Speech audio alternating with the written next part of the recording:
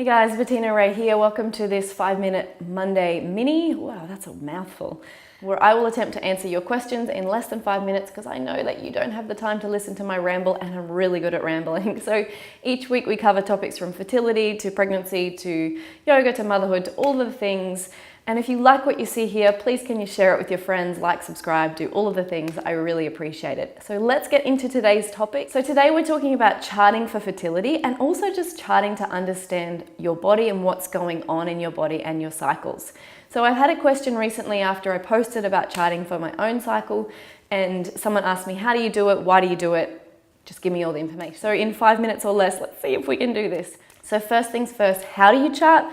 You need one of these, which is just a little thermometer. So before you do anything of a morning, pop it in your mouth, take your temperature and mark it on a chart. So you're going to start charting on day 1 of your cycle, which is the first day of your period, and you'll just mark the temperature each day of the month. And then so hopefully what you'll see throughout the month is just before ovulation, your temperature will dip and then it will pop up and it will stay up until your period's due. And that's the sign of a healthy cycle. So it's a really easy way to kind of see, what are my hormones doing?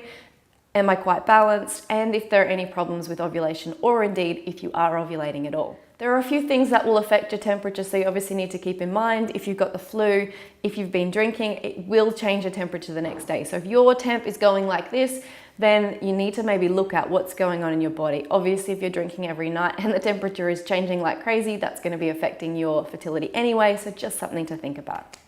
So if you want to get started tracking your cycle, I'm going to link a BBT chart, so it's just basal body temperature or something like that chart below that you can use to get tracking, and you can buy one of these little things just from a chemist.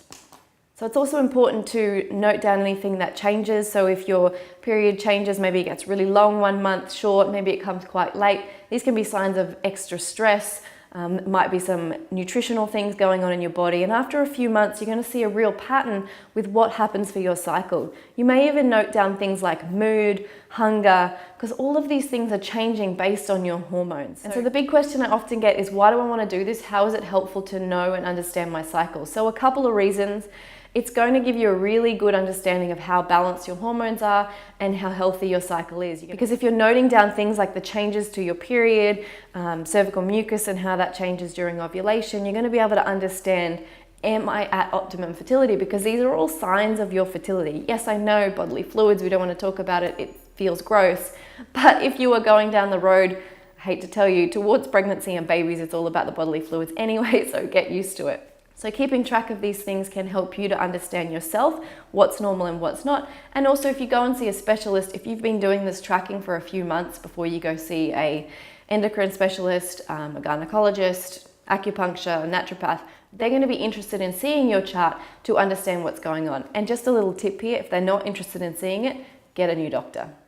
So as well as understanding your cycle for fertility, it can even be important to understand your cycle for self-care. So if you've watched any of my other videos, you know I talk about the 4 phases of the cycle, how our energy changes, how our yoga practice should change, how our self-care should change.